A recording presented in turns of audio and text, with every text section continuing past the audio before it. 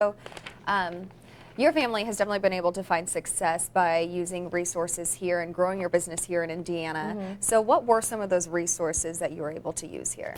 I mean, I think when we were starting to build, we actually didn't have nearly as many as there are now. I mean, the reason that we're here is because all the resources for the entrepreneurship program, and I didn't know about anything like that. So it really was using a lot of my mom's knowledge of like the legal system, because she was an attorney, and just kind of figuring out as we went. But the nice thing is, it's Midwest, like, so everyone's very helpful. So anytime we needed information, people are pretty open about sharing it. And how has growing a business in Indiana specifically helped you all? I mean, it's a great place. It's where we're both born. It's where I'm raising my family. I really like being in the Midwest because of that, but also because it's extremely livable. It's extremely reasonable, the cost of living, all those things. And so it made it much easier to build a business here. My brother's in California, and he frequently is like, come out to California, where I could probably, afford a toilet. So that I think has been huge, but it's also been really, really cool to be able to incorporate all these other local companies and bring kind of a little bit more attention and light to all of them. So that's been nice, because we have a lot of people that are doing really cool things and are interested in working with us. And today you're talking with staff and students at Ivy Tech Cook Center for Entrepreneurship.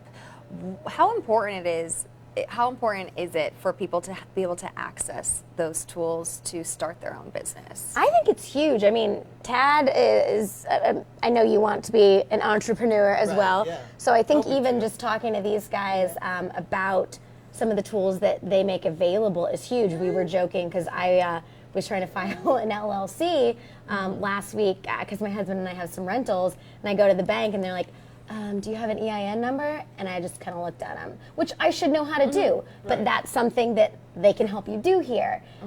So I think the biggest hurdle is the knowledge that the resources are available, because they are, and they're free, which is awesome, because that's usually the second hurdle. I can't financially afford to have someone consult on my business or help me file an LLC or get an EIN number, and it seems very daunting if you don't know that stuff.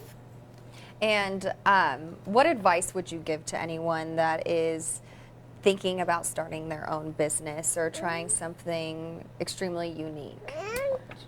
Don't be afraid to fail. Use your resources. Don't be afraid to reach out. Like you said, it's daunting. So if you have the ability to reach out to someone who can tell you these are the steps you should go, use that resource. And I think you'll feel a lot better, and you'll be able to move forward in with a much better energy. And I think a lot of people get excited about the idea of being an entrepreneur, but being really realistic about it, I think, is important. One of my favorite quotes is, entrepreneurs are the only people willing to work 80 hours to avoid working 40. And it's extremely true. So there's so many good opportunities, but being realistic with yourself. How much money can I invest in this without, and if it flops, it's not going to dramatically affect my life or my family. So just really planning out the steps and knowing the direction and having the knowledge and the drive to follow through on it, because it takes a lot.